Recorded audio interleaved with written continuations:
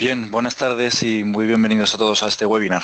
Comenzamos dando las gracias a todos los asistentes, que son un número muy relevante, probablemente porque este es un tema de gran actualidad y muy transversal porque afecta a los sectores más tradicionales industriales, pero a todos los que estén en proceso de transformación digital, lo cual es casi una tautología porque todo el mundo lo está.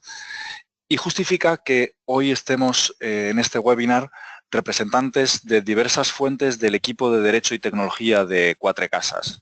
Estarán por un lado Rubén Agote y Valentín García, que provienen del Departamento de Derecho Laboral y forman parte de este equipo de Derecho y Tecnología, y estaremos también Jorge Monclús y yo mismo, Álvaro Burkaev, desde la perspectiva de la propiedad intelectual, industrial y las nuevas tecnologías. Como viene siendo habitual en estos webinars, haremos un turno de preguntas al final de la presentación y os invitamos a todos a que las enviéis a esta dirección, webinars@cuatrecasas.com. Trataremos de responder todas o las que sean posible al final. Bien. Estamos aquí para tratar de responder la pregunta de ¿a quién pertenece una invención o una creación? Y probablemente la primera aproximación a esta pregunta sea darnos cuenta de que hay al menos tres normas o tres grupos de normas que debemos estudiar para responderla. Por supuesto, la ley de patentes, que justifica el momento temporal de este webinar, porque entró en vigor el 1 de abril, hace 4 días, la bien conocida ley de propiedad intelectual, que regula, entre otras cuestiones, a quién pertenecen las creaciones originales, y la directiva de secretos, que como bien es sabido aún está en plazo de transposición, que da un tiempo hasta el 9 de junio de 2018, pero que ya introduce una serie de precisiones muy interesantes y que podremos explorar en cierta medida en este webinar.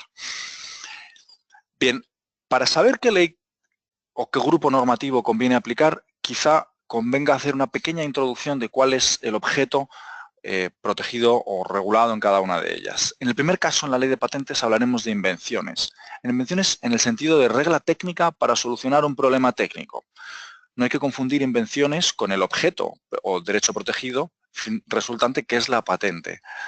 Y aunque luego Jorge lo explicará con mayor detalle, una de las precisiones que hace la nueva ley es aclarar que no se trata solo de patentes, sino que también entran dentro de su ámbito objetivo los secretos, que cumplan esta regla de ser regla técnica y problema técnico.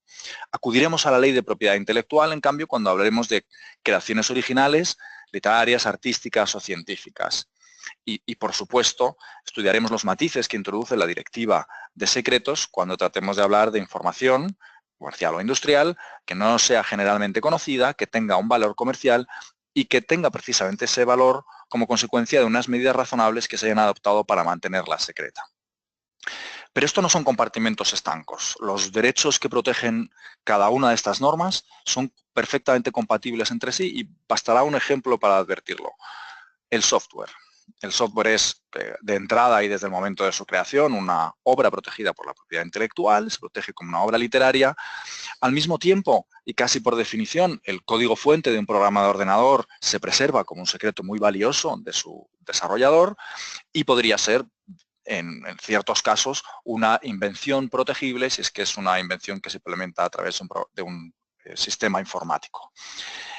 Una obra científica, que podría ser un texto, también un secreto, y protegerse como, insisto, secreto o como invención. Hay muchos ejemplos y esto nos da la primera clave. Hay que acudir a varias normas probablemente para regular con precisión a quién pertenece una invención o una creación, y esas normas son asimétricas, no protegen de igual manera a las partes involucradas y incluso en algunos casos conducen a situaciones diversas. Bien, sobre esta cuestión profundizará más adelante Rubén Agote. ¿De qué hablaremos? Comenzaremos con un pequeño sobrevuelo necesariamente breve de la nueva ley de patentes y de la directiva de secretos, para a continuación adentrarnos en el proceso de decisión que creemos que seguirá cualquier persona a la hora de determinar quién debe involucrarse en un proyecto que tenga componentes creativos o inventivos. Y probablemente la primera decisión será, bueno, ¿necesito a un trabajador asalariado o necesito a un prestador de servicios sometido a un régimen jurídico distinto? El siguiente paso natural probablemente será ¿qué remuneración debe tener esta persona? ¿Bastará con su salario en el caso de los trabajadores o existen obligaciones específicas de remuneración vinculadas al resultado de esta encomienda. Ya en marcha, cuando el proyecto esté en activo, las normas nos imponen ciertas obligaciones de información, confidencialidad y colaboración que también abordaremos, aunque sea de manera breve. Todo ello para hacer unas pequeñas conclusiones de los principales elementos a recordar en estas nuevas normas. Así que ya sin más doy la entrada a Jorge Monclús, que nos hablará sobre la Ley de Patentes y la Directiva de Secretos.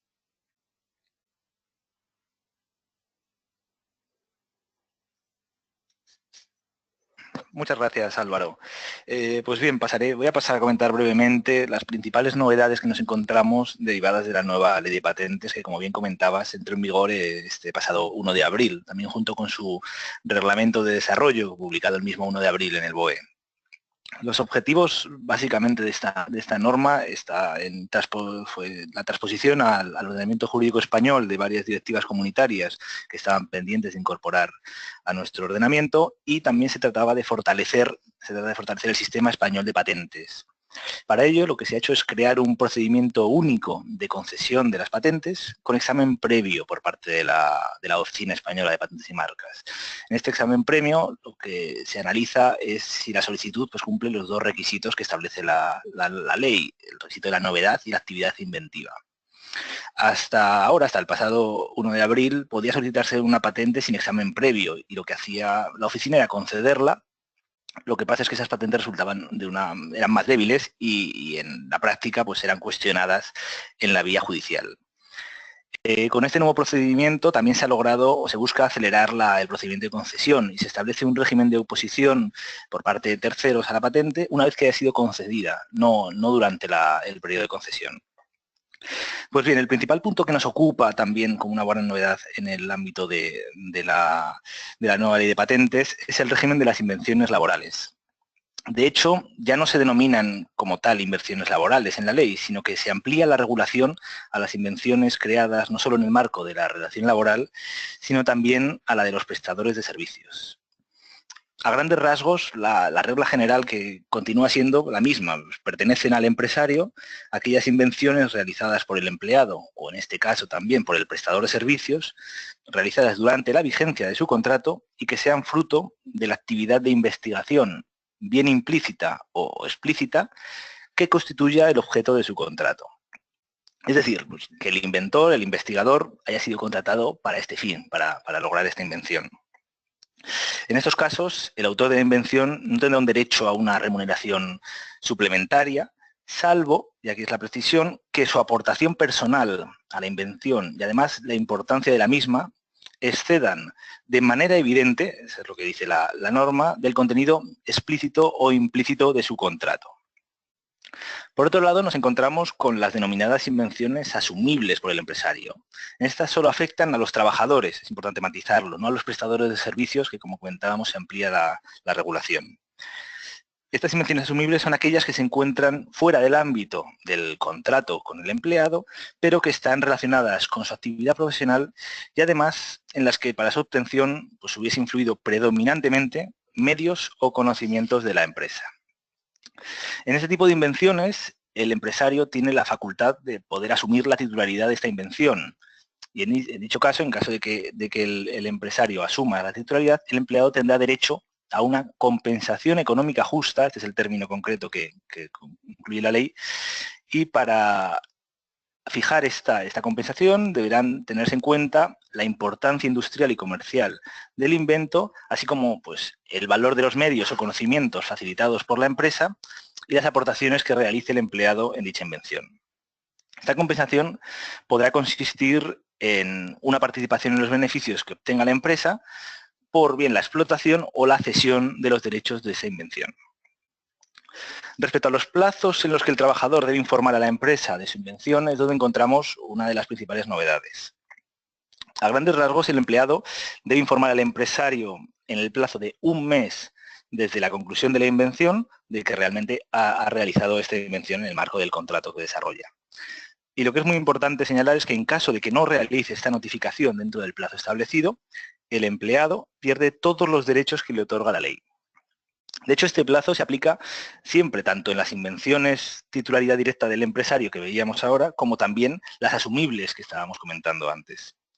Respecto a este último tipo de invenciones, las invenciones asumibles, el empresario además dispone de 3 meses para optar por asumir la invención o reservarse el derecho de explotación.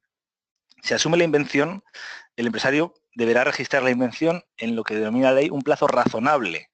La cuestión aquí que nos encontramos es ver primero qué tendrá que entenderse por este plazo razonable y luego es si podrá optar el empresario por no registrar la invención y protegerla como un secreto comercial, cuestión que analizaremos luego más adelante.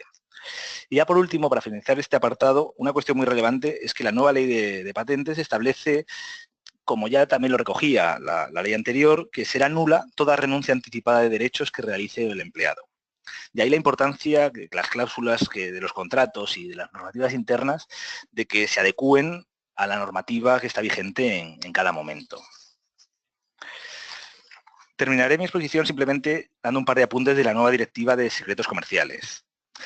La nueva directiva, que tenemos hasta junio del 18, como bien decía Álvaro, para transponerla, clarifica algunos conceptos y entre ellos el de la definición de secreto comercial. La define como toda información comercial o industrial que cumpla 3 requisitos. El primero es que no sea generalmente conocida.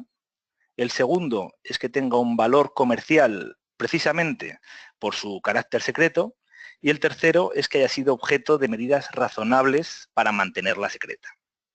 Se trata en definitiva de un nuevo pseudoderecho que otorga al denominado poseedor de este secreto comercial la facultad de emprender acciones contra aquellos que divulguen los secretos comerciales sin su autorización.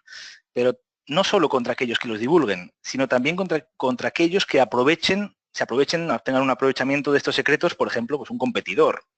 De ahí la importancia que hay para las empresas, no solo de proteger sus propios secretos, sino sobre todo de prevenir posibles entradas de secretos comerciales de origen ilícito en la compañía que pudieran derivar en una responsabilidad para la misma. Ya sin más, paso la palabra a Rubén Agote, que nos... Muchísimas gracias, Jorge. Muchas gracias, Álvaro, y a todos quienes nos atienden. Para abordar esta cuestión hay que tener en cuenta que en nuestro país tenemos 3 tipologías contractuales. La primera, la que se refiere al trabajador por cuenta ajena, el denominado empleado. La segunda es el trabajador por cuenta propia o autónomo. Y una tercera, que de aplicación en España, también en Italia, que tiene un régimen similar, y en algún otro país, del trabajador por cuenta propia, el autónomo económicamente dependiente.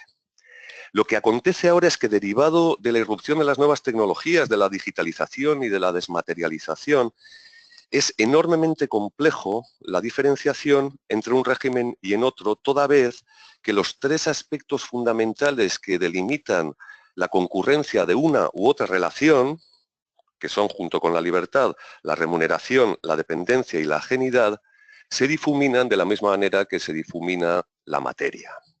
Aspectos como dependencia o atender a las órdenes o instrucciones de tu empresario, aspectos derivados de la flexibilidad en las relaciones, no solo en tiempo o en lugar, sino también en contenido. Los aspectos del trabajo creativo y aspectos como la ajenidad o la remuneración están sufriendo unos cambios exponenciales que responden al ritmo de la irrupción de estas nuevas tecnologías. Esta circunstancia, de hecho, y sus consecuencias jurídicas tienen un impacto radical en la materia que nos ocupa, habida cuenta de la asimetría que anunciaba Álvaro, relativa a los derechos, presunciones, garantías que se ofrecen las tres normas que estamos analizando aquí.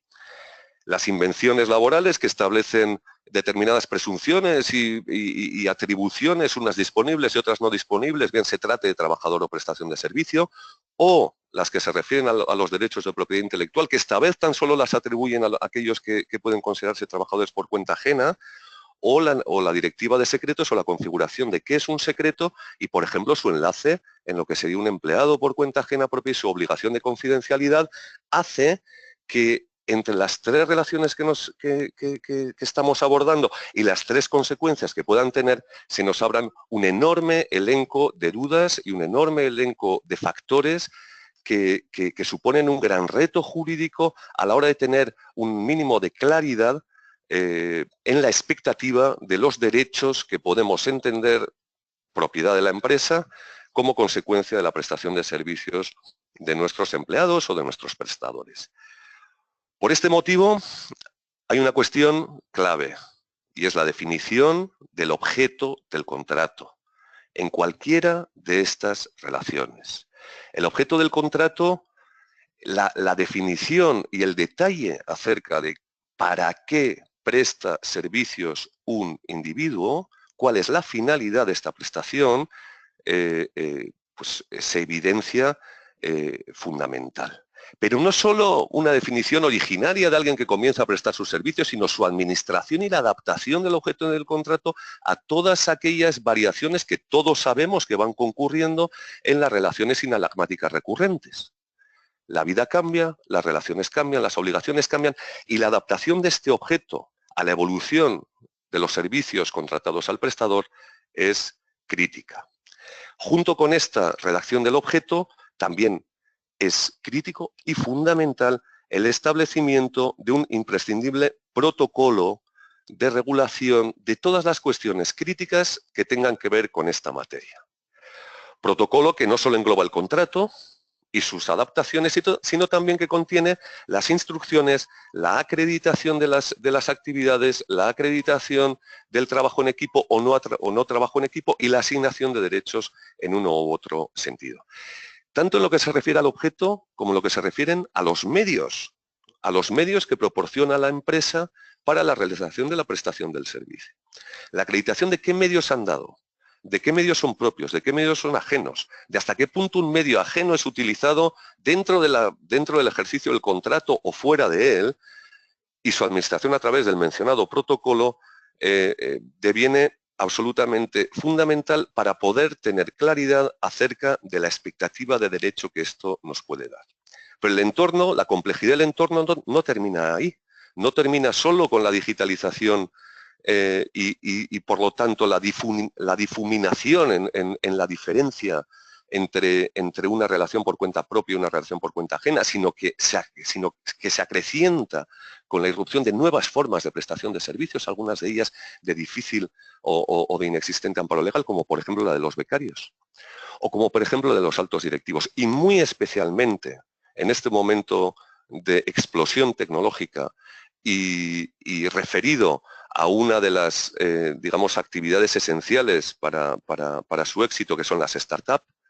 ¿A cuál es el régimen de los participadores de estas startups, de estos socios de startup, que no solo apoyan con capital, sino también con trabajo y que consiguientemente pueden ser actores esenciales de la creación de invenciones o de la creación de obras protegidas por propiedad intelectual, los pactos de socio, las obligaciones accesorias a la pertenencia a una startup, y todo este análisis se deviene crítico. Por lo tanto, teniendo en cuenta la difuminación de servicios, tanto el objeto de la redacción de protocolos y contratos junto con los medios, entendemos que son las claves a tener en cuenta, y paso la palabra a mi compañero Álvaro, que tratará el aspecto esencial de la remuneración.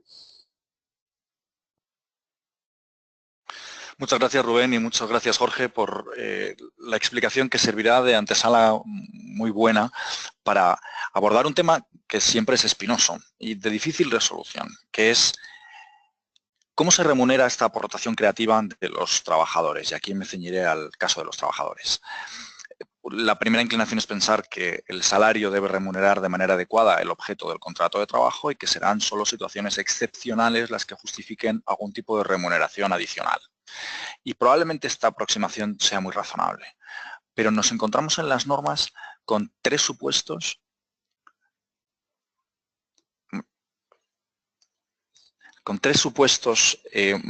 específicos en los que es obligada, y esta cuestión es clave porque son normas imperativas, algún tipo de remuneración o compensación adicional. Jorge ha explicado en qué consiste la remuneración suplementaria y también ha introducido algunas notas de cuál es la compensación económica justa que procede en los casos de asunción por parte del empresario de la invención de su trabajador, incluso aunque no forme parte del perímetro implícito o explícito del contrato de trabajo. La forma de abordarlo quizá esté algo viciada por el ejemplo que pone la ley de patentes de que la compensación económica podría consistir en una participación en beneficios. En los beneficios se entiende que obtenga la empresa.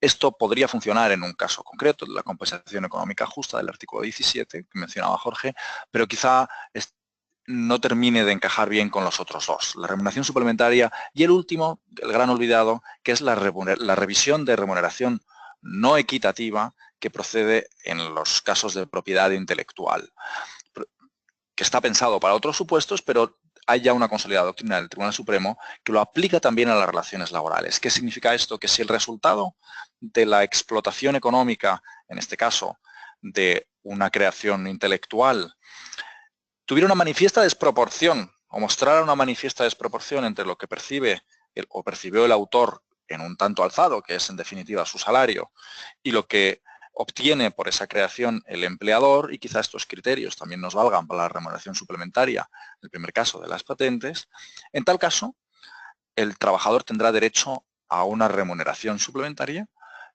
que, a falta de acuerdo, fijará el juez.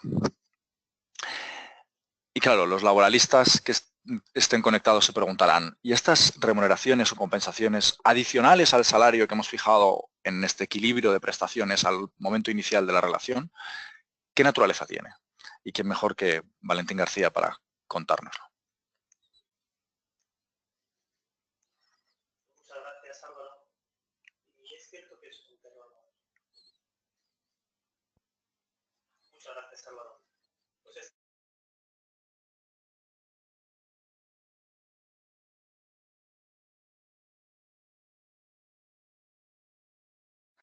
Muchas gracias, Álvaro. Es cierto que es un terreno complejo de definir porque estamos ante una norma no laboral que regula algo que parece o que tiene un aspecto salarial y además lo hace con una vocación de que no sea salarial porque habla claramente de una compensación o bien extraordinario o bien que incluso podemos entender que se aleja de lo que es la estricta prestación de servicios propia del contrato de trabajo. Sin embargo, bueno, aunque este pueda ser el espíritu de la normativa, digamos, de patentes, la normativa de propiedad intelectual, lo cierto es que si bajamos a los elementos que tenemos los laboralistas para hacer este juicio, pues no tenemos ninguna herramienta que nos permita defender claramente que esto no es salario. Todos conocemos la vocación expansiva del artículo 26 y hay números clausus de excepciones de lo que no es salario que incluyen su apartado segundo. Con el 26 deberíamos decir claramente que es salario porque está muy vinculado con la prestación de servicios. Tampoco la jurisprudencia aquí ha hecho un trabajo realmente completo y no podemos encontrar sentencias que nos permitan en sede social excluir la salarialidad. Podemos analizar también esta cuestión desde la perspectiva de la obligación de cotización a la seguridad social, que tiene un sentido además por las posibles contingencias que pueda estar acarreando la entidad en el caso de no considerar los salarios y no cotizar por ello. Y bueno, pues el 147 nuevamente al definir los elementos que tienen que constituir la base de cotización y hablar del concepto de remuneración total, pues no permite que haya demasiadas excepciones al respecto y desde luego ninguna que pueda ser incardinable en lo que responde a esta compensación excepcional, sino que habla, como sabéis, de indemnizaciones por despido, fallecimiento, gastos de locomoción, prestaciones de seguridad social y otros elementos que no son relevantes a este punto. Ni siquiera el hecho de que en muchos casos esta retribución o esta compensación se pueda derivar de una sentencia que se dicte en un orden jurisdiccional que no será el laboral, pues en realidad puede tener muchos efectos para calificar este elemento como de compensación o no. Entrando ya en lo que puede ser una valoración personal al respecto, creo que es evidentemente mucho más defendible hablar de la no salarialidad de la compensación económica justa en el caso de las invenciones asumibles que de lo que es la remuneración suplementaria en aquellas invenciones que son propiedad del empleado y que han supuesto, propiedad del empresario y que han supuesto un salto cualitativo, pero que entran dentro de lo que ya es per se propiedad del propio empresario. Y en todo caso, aquí lo que sí que es relevante y puede ser importante a efectos de la calificación futura de esta compensación de una forma u otra es que aquellos documentos, aquellas políticas o aquellos protocolos en los que hayamos definido en qué términos se opera esta compensación o en los documentos incluso en los que procedamos a su abono, pues dejemos muy claro de qué estamos hablando e intentemos no incurrir en elementos que puedan sustentar una futura consideración como salario de estos elementos. Paso también al segundo apartado, que es que una vez que está el proyecto en marcha, pues evidentemente hay una serie de obligaciones que son muy trascendentes para determinar cuál es el funcionamiento propio de estas invenciones y proteger los derechos del empresario, y que ciframos aquí en 3 elementos esenciales: las obligaciones de información, las de confidencialidad y las de colaboración. Las obligaciones de información podemos decir que es una obligación casi natural al contrato de trabajo, dentro de los deberes laborales esenciales, incluso aunque no esté específicamente definido en el contrato. Podemos decir que un personal cuyas funciones estén vinculadas con la investigación, con el desarrollo de invenciones, pues tiene una obligación natural de proceder a facilitar esta información al empresario a lo largo de todo el proceso investigador. Y dentro siempre, además, de los plazos que la ley de patentes marca. Es decir, yo creo que aquí, aunque es muy habitual y es recomendable que en el documento contractual o en el protocolo incluyamos una definición detallada, ya no solo de la obligación como tal de información y todo lo que puede suponer eso, sino quién es el destinatario de esa información, de qué forma hay que hacerla, si estamos intentando incluir plazos adicionales o complementarios a los que ya vienen marcados en la propia ley de patentes, pues también detallarlos ahí, de forma que nos dé un sistema mucho más seguro, sostenible y nos dé una trazabilidad más completa. Sí que es más necesario entrar en la definición precisa de la obligación de confidencialidad dentro del contrato o de los protocolos que incluyamos, porque es algo que no resulta tan evidente de las obligaciones naturales del contrato de trabajo y, sin embargo, resulta esencial para evitar que ese secreto pues pierda ese carácter de secreto y se pueda usar para otros fines o se revele a terceros y nos deje que fuera, digamos, del ámbito de la protección que se configura en la propia directiva de secretos, porque al hacerse pública pues estamos en realidad perdiendo el valor, el interés que tiene específicamente esta invención.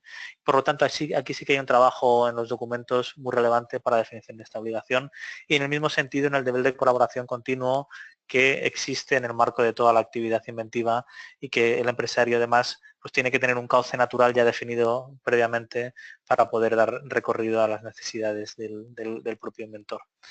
Señalar únicamente pues que es muy interesante que la empresa o la entidad esté dotada de herramientas de control que sean efectivas a este respecto, y estas herramientas deben estar configuradas ex ante. Normalmente cuando queremos investigar si está habiendo algún problema, pues es muy tentador querer acceder a documentos que puedan estar dentro de la nube o del portátil o del ordenador que esté utilizando el inventor, o queramos incluso acceder a su correo electrónico. Bueno, esto, como todos sabéis, esto se puede hacer bajo determinadas garantías y, sin duda, pues tener un buen código de herramientas telemáticas que permita este acceso y permita la conservación de todas las garantías, pues hará que esa prueba sea viable en el futuro y podamos funcionar con ella. Y por último, pues los incumplimientos, evidentemente, lo que pueden suponer es la aplicación de medidas disciplinarias, más allá de las compensaciones económicas que se puedan perseguir en sede judicial. Y aquí únicamente decir que, evidentemente, nosotros somos más partidarios de las medidas que no determinan la extinción de la relación laboral, sino que permiten su continuidad. Estamos hablando de sanciones o incluso suspensiones que permitan conservar dentro del investigador y poder conservar también el interés efectivo que tiene la invención. Os dejo con Rubén y con Jorge para las conclusiones de nuestra ponencia. Muchísimas gracias, Valentín. Yo, para iniciar las conclusiones, la iniciaría con 3 imprescindibles. El primer imprescindible es el análisis en profundidad de las circunstancias de la prestación para la determinación del tipo de relación que vincula a las partes. Bien sea la de asalariado, bien sea la de autónomo o la de autónomo dependiente, o también las cuestiones relativas a la asociatura o relaciones de becario y demás. El segundo imprescindible es la regulación del contrato, en el contrato, del objeto y su administración a través de un protocolo. No podemos dejar ya definiciones contractuales genéricas, no detalladas, abstractas, sin concretizar, porque si no, no podremos saber cuál es el resultado esperado de la atribución de derechos a una u otra parte. Y el tercer imprescindible es la remuneración. La remuneración debe prever en detalle tanto la posibilidad de una invención como previsiblemente la posibilidad de invenciones que prima facie no fueran probables. Pero establecer en el marco contractual y, por lo tanto, yo diría el empoderamiento del contrato de cara a la adecuada garantía de las partes en estas 3 facetas, creo que es las primeras conclusiones que se deben extraer con claridad. junto con las que Jorge va a complementar. Muchas gracias, Rubén. El cuarto punto que debemos tener en cuenta, que yo creo que es básico, son las obligaciones de confidencialidad. En efecto, no son solo palabras, no son solo una cláusula en el contrato, sino que se trata de una cuestión que es clave para las compañías, que debe regularse de una manera detallada, sobre todo en los casos en los que la propia compañía haya decidido que parte de sus intangibles pues, sean protegidos como secreto comercial y por tanto su opción sea la de conservar en secreto esa información. Y por último, el riesgo que nos encontramos en caso de una adecuada regulación está así de drástico, es la pérdida de los derechos para la compañía. Es algo que puede ocasionar pues, graves consecuencias económicas, no solo económicas, sino también reputacionales, sobre todo teniendo en cuenta la transformación digital que sufren hoy las empresas y la relevancia que adquieren para ellas los desarrollos tecnológicos, con lo cual yo creo que este punto es importante y las empresas deben ser conscientes de ello. Paso la palabra para finalizar a Álvaro. Bien, muchas gracias Rubén, muchas gracias Valentín, muchas gracias Jorge. La verdad es que os habíamos invitado a hacer un turno de preguntas, pero como a los abogados nos gusta hablar y mucho más a nosotros y mucho más esta materia, nos hemos extendido un poquito más de lo que teníamos previsto y tenemos una regla clara en estos webinars y es respetar el tiempo de todas las personas que sois gente muy ocupada. Entonces, lo que sí que haremos será revisar con cuidado todas las preguntas que nos habéis enviado y nos pondremos en contacto con vosotros, ¿no? En vez de contestarlas directamente en vivo. En fin, muchas gracias a todos y os invito para el próximo webinar.